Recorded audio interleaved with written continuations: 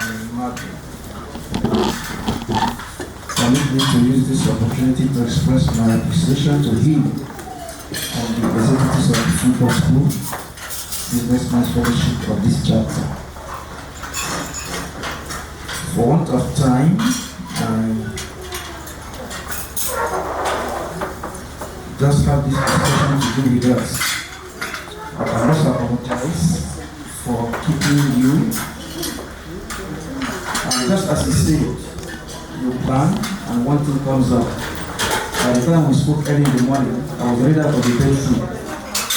So he knows the time. This was at about after 6 to 7. But something had to come in to keep me. And once I brought that out of the way, I had to start washing.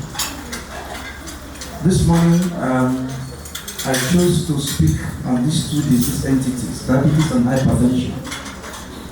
I chose the topic because I was given the opportunity to choose. And I thought around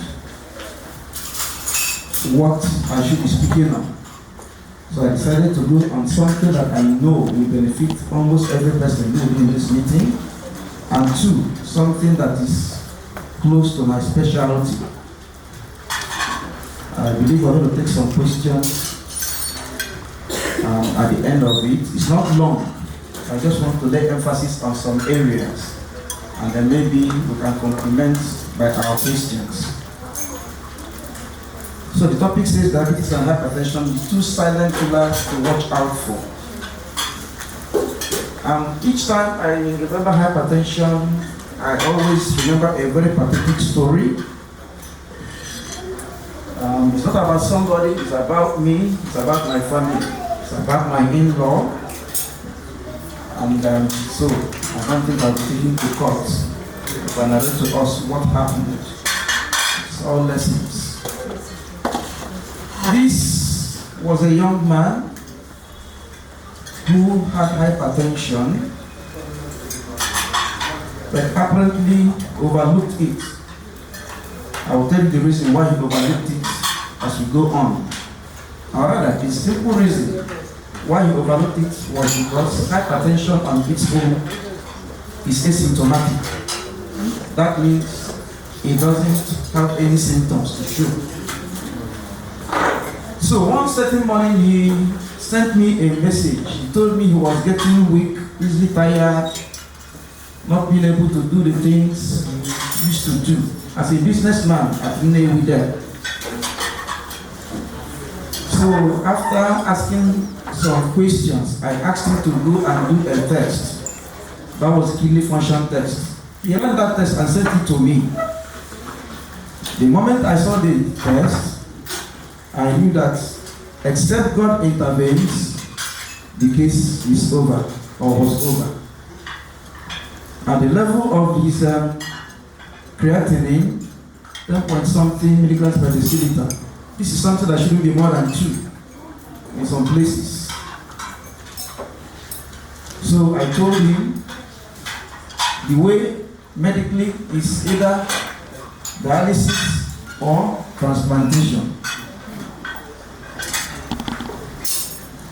So we started talking.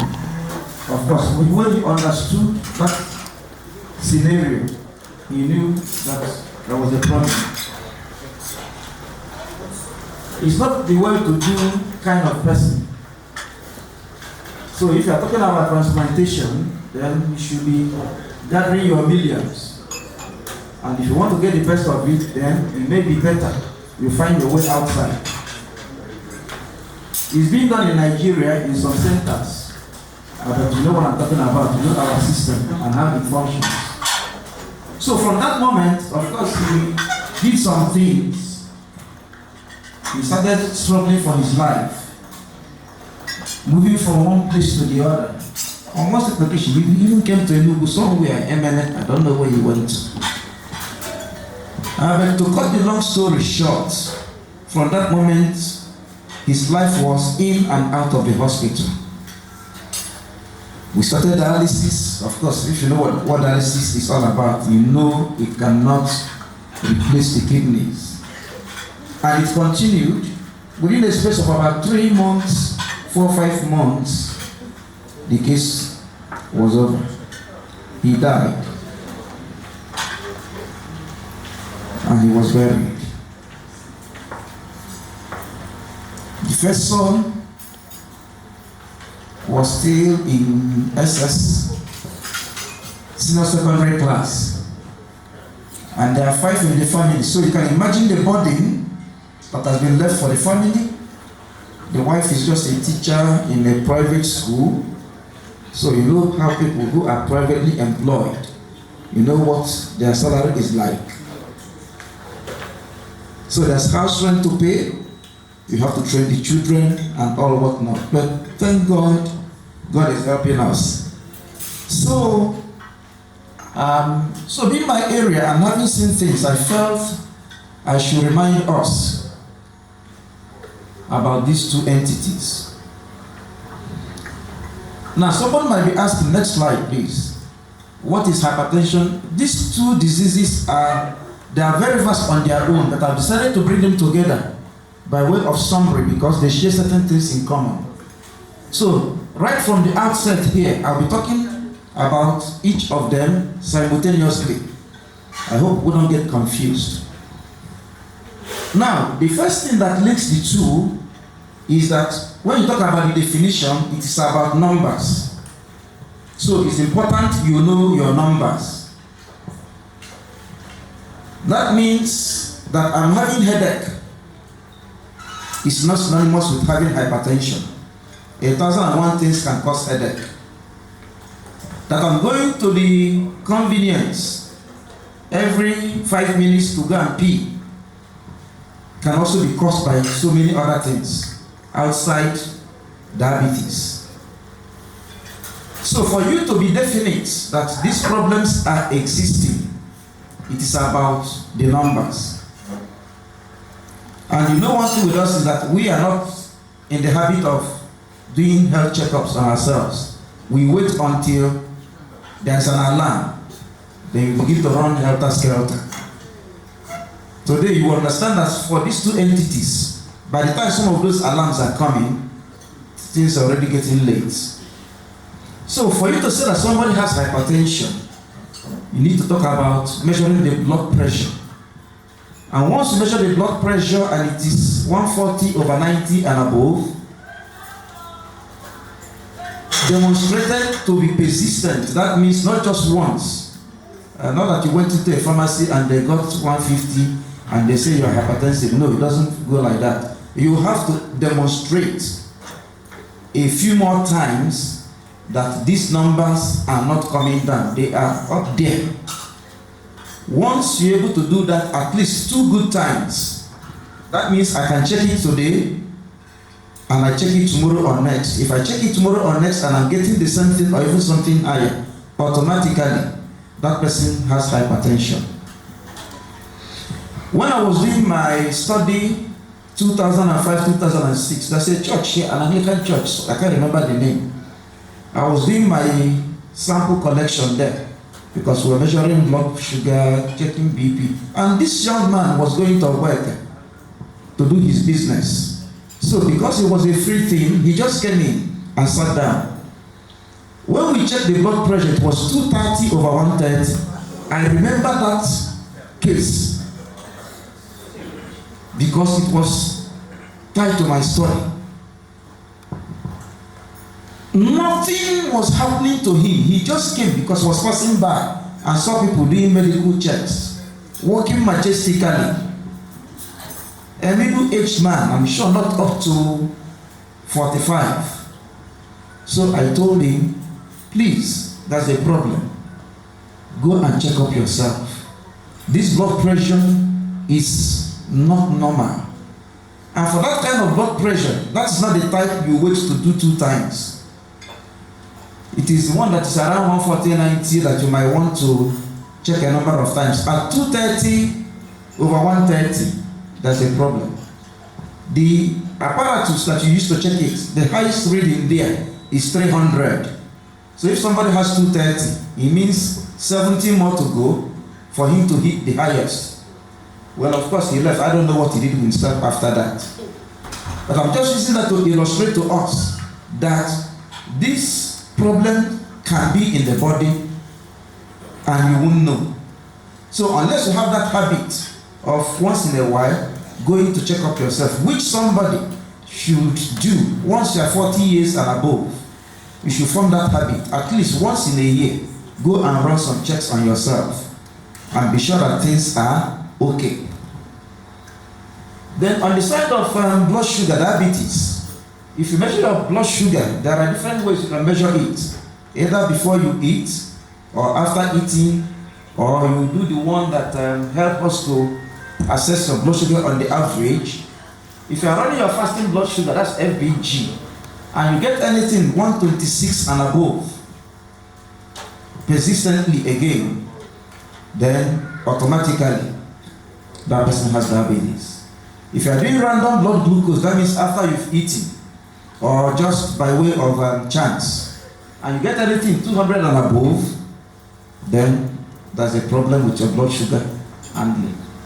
Then if you do what we call glycated hemoglobin, which tells you the level of sugar in your system, at least for the past 3-4 months, that one doesn't change like the other two. The other two can change any moment. If you had done your blood sugar this morning before you started eating, it won't be the same thing when we check it after you've eaten. It must rise. But if your body is normal, God has made it in a way that after some hours, it comes down to normal.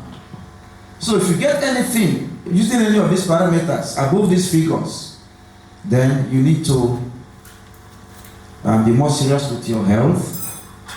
Unfortunate thing for some people is the so-called not my portion syndrome. I won't say so much about that so that I don't injure some people's faith. But what I do say is, please, whatever you are practicing, be definite, know what you are doing. Don't do something that is foolish and say it is faith. Each time I say this thing, I remember somebody, an elder in faith, while I was a student. All the materials we used as students, we bought it from him. But what was the story? He failed his year 2, secondary, to the point of being asked to withdraw from faculty. And he refused. I said God told him he would read medicine. And we advised, why not withdraw? You can take up any other course. When you finish, the gates are still open. Come back, you read medicine. He said no, that God told him. So when his class moves to the next class, he will go and buy the books that they are using, and he'll be reading the books on his own and say he's reading medicine. And he continued like this, and his mates graduated.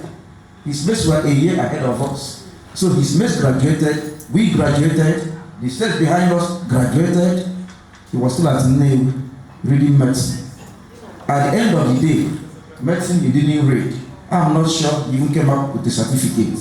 He printed my wedding invitation. I gave it to him out of pity. So let's know how to balance things.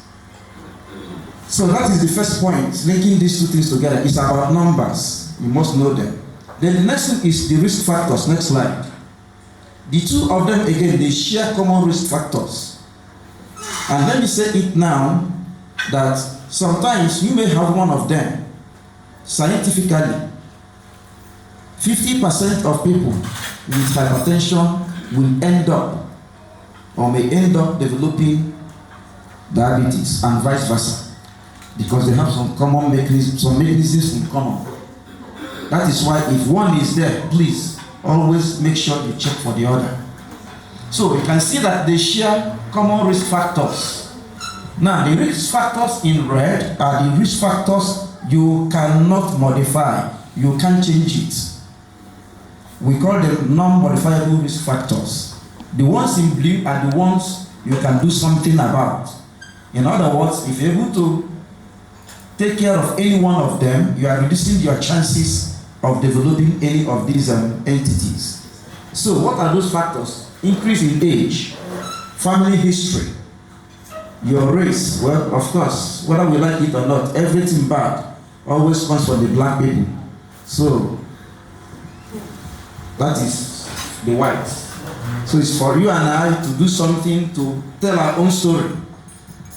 If you talk about HIV, they will tell you it was discovered in an African, and so on and so forth. But until we come up with our own facts, then we cannot counter what they say. But there is still some truth in what has been shown, is what is being shown to us. So as you get older, you have to be watchful. And the funny thing now is that the age at which people develop these problems is coming down. When I was in medical school, in those days, they said hypertension is when you have 160/80 or 90 and above. And then they will tie it to your age. So that if you are old and you get 160, they say it doesn't matter. All those things, they've changed though. Whether you are young or you're old though, anything 140, 90 and above, or any of those things on the blood sugar aspect is a problem.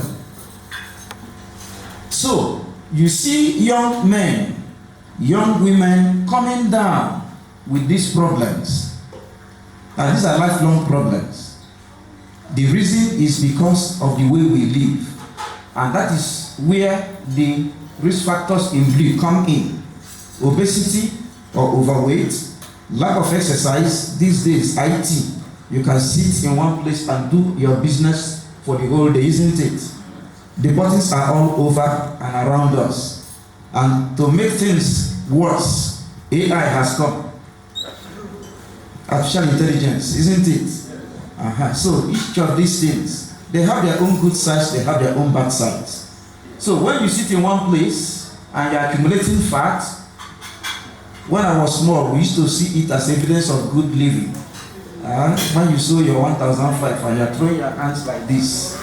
But somehow, people were a bit wise because they used to call those men people without phobia.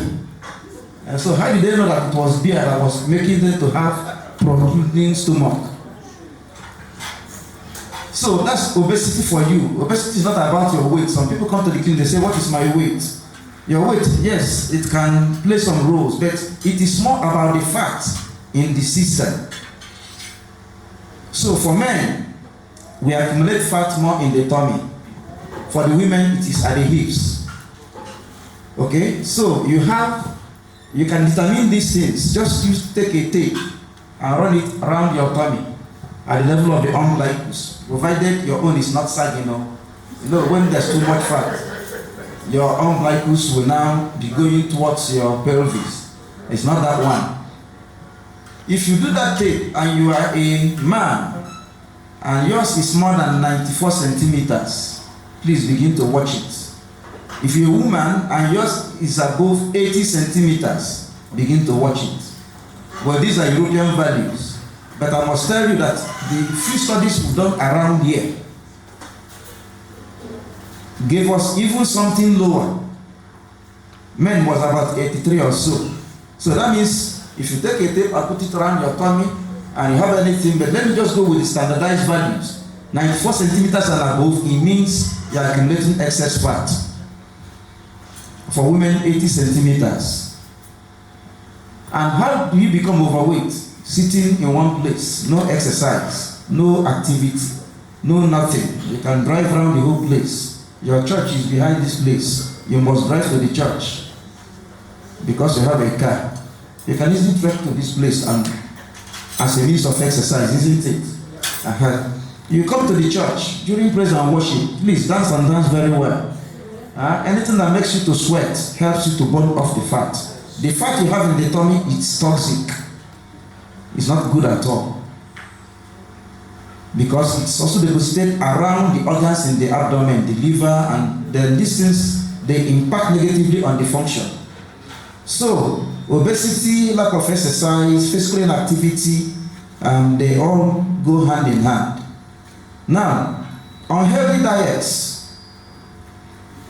with the advent of some of the fast foods in town some years back, it became if you don't take anybody out on a Sunday, then you're a wicked parent. I don't know what is happening now. Well, the place that's still flourishing, but know what you are doing. I was a parent in the hospital. The son was almost as round as football. And he caught my attention, so I called her attention now. And I wanted to tell her, please, you need to do something about this boy. Of course, you can be sure that every ice cream that will pass his way, he must get it. Children are chauffeur driven to school, to and fro, and so on and so forth. In fact, the way the woman reacted, I was sorry for myself. I said I should have maintained my course. But she was like, what are you talking about? I said, well, no problems. Orobo syndrome, let's watch it. Tobacco use, well, I don't expect that that should be a problem here, but whatever information we're getting is not only for us, it's for every person, our family members. Too much salt consumption, it will cause hypertension. It doesn't mean that you shouldn't use salt to cook, but when it becomes over-salted, please, you can look for something else. And then if the salt is not to taste, you already have hypertension, you are advised don't add extra salt. Salt retains water, and that way it can push up your blood pressure. And that's the problem with eating processed food, because salt is a preservative. So when they put it in all these things, that's a slide that I would have shown you. In that slide, you will find that in processed food, the salt content contributes about 77% of the food in that thing, in that can. So all these canned things and all whatnot is a problem. Then history of other diseases for diabetes, and they go hand in hand. So if you get any of these things, the point is that each one you count takes you a step closer to developing the problems. Next slide. Symptoms. I've said it, for hypertension, it is largely asymptomatic. Once you are having any symptom from high blood pressure, the symptom you are getting at that point in time, if it is proven to be associated with it, is not because of the pressure, it's because of the organ damage going on. So if it is headache, it means it is hitting your brain and brain substances. That is why it's not every headache that is what? Hypertension. So malaria can cause headache, isn't it? But when you prove that it is related to your BP and is going on, then the brain is already coming under attack. And that's why some people, when they are careless, they neglect it. Tomorrow, they tell you the person has developed stroke. So the beauty is that some of these things are preventable if we pay a closer attention. So you can see so many things listed there. Vomiting, no, don't come and tell me that because you vomited this morning, it is BP. Remember what I said, it is about what? The number. If you notice them, go and check. And when you are checking, please make sure you are checking it with somebody who is qualified. When you go to some of these chemists, they tell you all sorts of rubbish and put fear into you. For diabetes, the common symptoms, metabolic weight loss, that is excessive weight loss now. You see the person is like a broomstick. That is not proper. Frequent urination, both in the daytime, at night time, as you are urinating, you are drinking, then increased appetite, then for some other things, maybe non-healing wounds, and then symptoms due to complications. We'll see it in the next slide. So next slide. So these complications are the reasons why I said that these two disease entities are silent killers.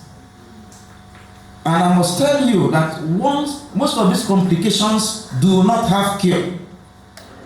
Even if you can manage them, but in terms of saying, I have treated it and it disappears. That was why I narrated the story about my brother-in-law. Nothing could be done. Even if you had the money to do that dialysis, somewhere along the line, I remember a young man of my age in my village, buried some 6-7 years ago. He had kidney failure. His brother was well to do. I counted from the money they spent that he must have done dialysis nothing less than almost 1,500 times. So if you check the month, as at then, each session of hemodialysis will cost you nothing less than 50,000 naira. So you can see millions were spent, but one day, all of a sudden, that life crashed. Left a family, left children, and all whatnot. So it's these complications which develop slowly. They don't come suddenly, except for stroke. And the bad part about stroke, that once it has occurred, it has occurred. Your luck will be if it is mild. But sometimes it may warn you. There is something that you call transient ischemic attack. You know, something just all of a sudden happens. Maybe the hand stops moving, and then after some hours it begins to move again, and you think it is all over. So, stroke, damage to the eyes, damage to the vessels, damage to the kidney, damage to the heart. All these are complications of hypertension. That's why you have people who have heart failure, cardiac arrest, and the rest of them.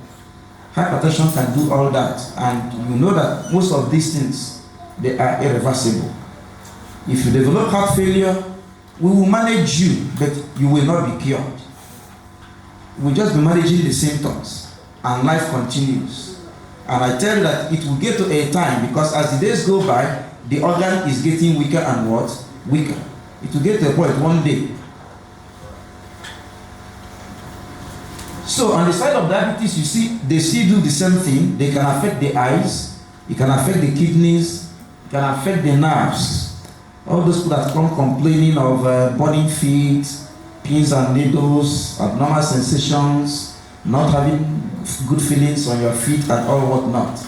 These things are complications from diabetes. On the side of the brain, stroke. On the side of heart attack, weakness of the heart muscles, heart failure. Then on the limbs, it can block the arteries, and that will give rise to gangrene. So over time, what happens is that the vessels get narrower and narrower, and you won't know. I have a retired clergy, a canon, who had to be amputated. What happened to him? He had a screw, a tiny screw, pricked him under the right big toe. He was going to be standard, so it pierced it and entered. So you can imagine a tiny screw. So this is a very small wound, isn't it? It will soon heal. 3 weeks, he was treating it, it didn't heal. So he now came to the hospital. We asked him to go and do a Doppler ultrasound. Just let's see the patency of the blood vessels. When that test came out, it happened that the arteries in that limb are already closed up to a significant degree. And for that wound to heal, it only required good blood flow, take out infection, have good hemoglobin, you know. These 3 things. It's not the antibiotic powder you put on wounds and bring them to heal. They'll just take care of infection. So when that result came out, the person managing told him, for this wound to heal, this your leg has to be amputated. And he had to get that amputation. I've also seen a woman in 2005 when I was at Lagos who stayed in the teaching hospital 8 good months, because the option was, it's either we cut off this limb or you stay here, we continue to dress it until it heals. And the woman opted to stay in the hospital. So if you stay in the hospital 8 months, imagine what the bill will be. But she chose that option because the son was the surgeon in the hospital. So at most, they can deduct the bill from his salary till he retires. But assuming it's somebody else, definitely, if that life must be saved, that name would have gone. I have another story of a man who is a long-distance driver, who had an accident, had an injury on the hand, had a fracture. They took him to the traditional bone setters. He didn't know he had diabetes. He was there. By three weeks into the issue, the hand became gangrenous or leg. They now brought him to Enugu. By then, it was obvious that hand must be cut off. to save that life. And the hand was disarticulated from the shoulder. Now for that man, the occupation is gone. You can't drive trailer with one hand now. So these things, they have great consequences, and we shouldn't play with them. So if you notice them, please give them the due attention. And if you don't have them, do what is necessary to see that they don't arise. And then treatment and prevention, next slide, is nothing but for those that already developed the problem. If you notice it in time, please, the first thing is to change some of your lifestyle. If you are not exercising, start to exercise. If you are not active, become active. If you are too obese, begin to do something that will help you to shed some weight, some fat. Okay, then medications, stick to your medications as guided by your care provider. These two elements, treatment is for life. Some people will ask you, so that is what science has provided us with. Unless there's a miracle, which I know it still happens. So if you partake of that, fine. But if you are going on this science line, change the way you live, become active, eat healthy foods. And what do I mean by healthy foods? Our natural, God-given foods. Leave all these processed things. They pour sugar into the system. So our yam, our cassava, our gari, in their natural form, with good amount of vegetables and your proteins.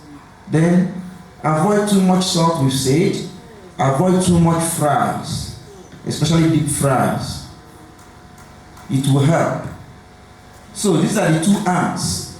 And then follow up with your care provider. They will always give you an appointment. Some people, see what happens is that they say come tomorrow. By tomorrow, you feel you are okay. And so you decide not to do what? To go. And somehow you've mastered the drugs. You just keep recycling them. Well, it's not, I don't intend to be negative. But agriculture must come back. And many of those people, when they will come back, they now come back with one problem or the other. The essence of checkup is just for your care provider to be sure that things are moving well. If you have a test to run, they will ask you, go and run it. And try to do it. It is for your own good. So that is to address our health-seeking behavior. It is poor in this part of the world. You can plan for any other thing. You can plan for the wedding that is 4 weeks ahead. Save money and buy the whatever it should be that they say you buy. But you never plan for your health. It is not proper. So they say a stitch in time saves 9. So for those who have not developed it, please watch your lifestyle. Prevention, they say, is better than cure. Go back to those risk factors, all those things there, the ones that are applicable to you, that you can change it.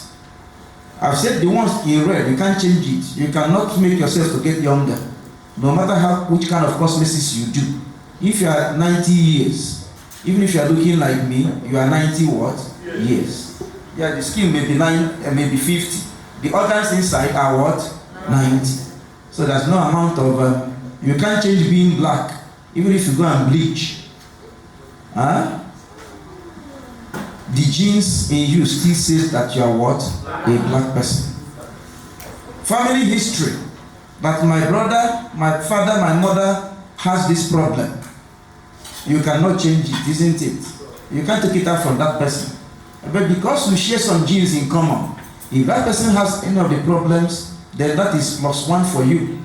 So you can't change this one, but for the ones you can change, please do something about it. You see people sometimes at Okafo Square there with the organic and all whatnot. Well, it is good, it's encouraged, but sometimes some of them are running from behind. You have finished accumulating the thing. And some of this, when you accumulate it, it becomes difficult to burn. And it's not only diabetes and hypertension in terms of obesity. If you allow it, arthritis will follow. Fatty liver and liver failure will follow. So many other things that I didn't list here. Thank you very much. I think we'll stop here then.